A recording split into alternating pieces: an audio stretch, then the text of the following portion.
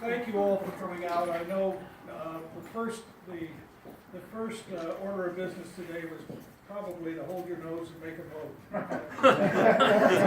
You found time to come on by. Our first speaker is the brand new director for the museum. Sharon Strzok has been around for a while. You don't look that old, Bill. Thank you. And I am thrilled to be here. This is one of my very first official acts as real director as opposed to acting director. And I can't think of anything I would rather do or officiate over. Bill said, just come and say a little bit about the museum. And I hope all of you here know the museum and know what we do, because it is a remarkable institution full of remarkable people. And we say all the time that the volunteers are so important and so wonderful, we couldn't do it without them. But this illustrates one of the most valuable things about our volunteers. Yes, they put in hours and hours and hours, and they help us do lots and lots and lots of things, but they bring creativity, ingenuity, energy, new ideas, new ways of seeing things. I'm not sure Richard would have time to go out and build an electric boat, between everything he takes care of. So when the Protection Small Craft Guild said, you know what, we've got this idea, and we think we can figure out a way to make it work, and we have someone who's interested in actually buying the end product, which is a big part. And it's like, great, George says go for it.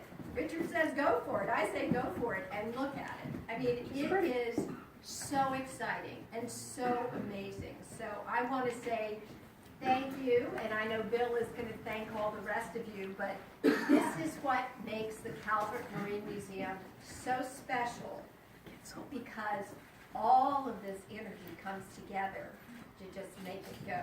You know what they say about competing with animals and children. So I am going to turn it back to you, and congratulations. Yeah, that's right.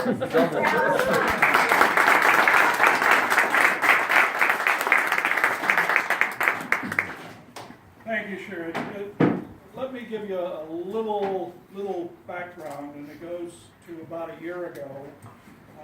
Ed Bonnick, who is a wanderer around here in Annapolis and whatnot, showed up at the Annapolis either sailboat or yachting, one of the shows about a year ago. Wandered into this tiny little tent where a couple were selling electric things, and as Ed is inclined to do, got into a lengthy discussion about electric power. Well, that was the beginning. I say that was a year ago. He was speaking to Sally Ruther and David DeQuinzo of Annapolis Hybrid Marine. They were quickly grabbed up as our joint venture partner in this adventure. David, would you care to say a few things about your part in this? Certainly. Well, thank you, everybody. Thanks for coming out. And on this election day, when the subject of leadership is very much on our minds, and with all the social media and everything, we're blessed or cursed, however you want to look at it, with plenty of information. And one of the things that I was thinking about on the way down this morning was an article I had read online about leadership with a kind of a different take, and that is that a leader's primary job is to extend trust and then monitor what comes back, and then to reinvest trust and become basically a trust broker. And then for the rest of us, our job is to be trustworthy and then learn to do the same thing and extend trust and encourage others to do the same. And sometimes a leader has to stick with the tried and true, and sometimes a leader has to be a little daring and throw out, or not throw out, but be willing to just put the traditional way of doing things on hold and try something new.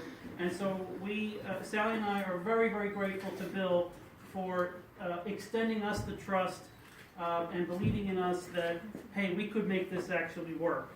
And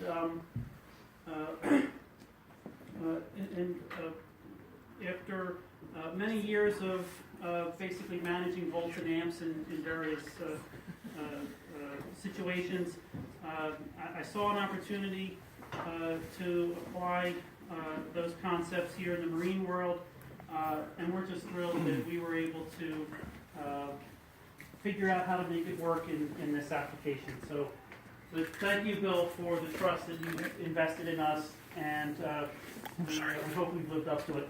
You have.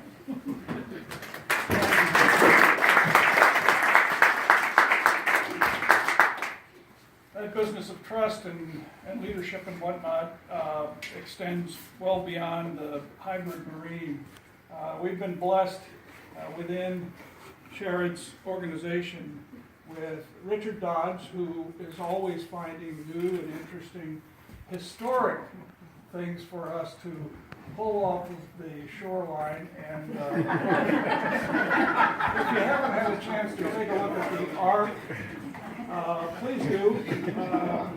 It's going to get better looking as we go through the winter, but Can't help but.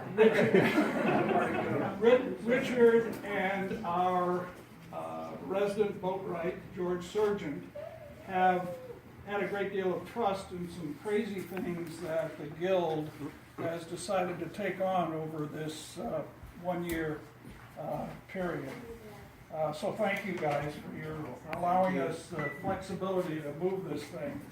As I said, George likes traditional boats. Richard likes historic traditional boats. And so it was a big shock to the system when Ed came in with this bright idea of an electric-driven workboat.